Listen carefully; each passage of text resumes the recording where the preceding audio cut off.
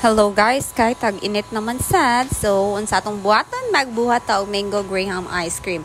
Mao na atong ingredients diha, basahag tarong. Susugdan na nato atong orimos no, paminaw tarong. Kay para di ko magbalik-balik, una ato nang slice on tong mangga diha. Unya, slice ato, pa-cube sad na siya no, dapat nya uniform sad imong pag-slice ana kay para uniform sad ang kalami, char. Nya, man mo nag-slice, imo rin ang scoop. Ibutang na imo sa limpyo nga sudlanan, tanawag tarong. Iluka po na kahit mahal kayong mangga ha. Tarungan nyo og tilok guys. Nang wadyo'y mabilin. Ana, para save tanan ba? Kahuman na ato na isunod atong grahams. Dugmukag tarong ana. Gagmay ya. Nya, sit aside na to na kahuman. Kaya ito nang gamiton taod-taod ron.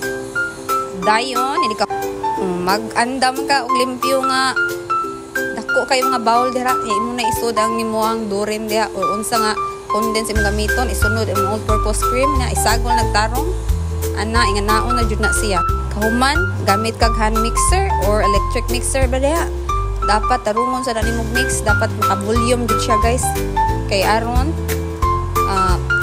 lami-lami pud na atong ice cream diha no ana dayon ilunod na nato atong mangga mao na siya kung mangga isunod dayon na ang atong grahams. So, man na siya. Dayon, i-mix og tarong. Tuwara, pak.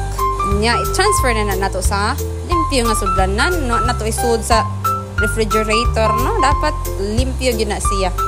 Ana, wapa na tumangga. Butangan na akong toppings sa taod-taod ron. Nya, ato na nga i-refrigerate, no? Unong ka oras. Nya, mo na ni, ready na dayon ka unon. Tanawa, lami kaayo.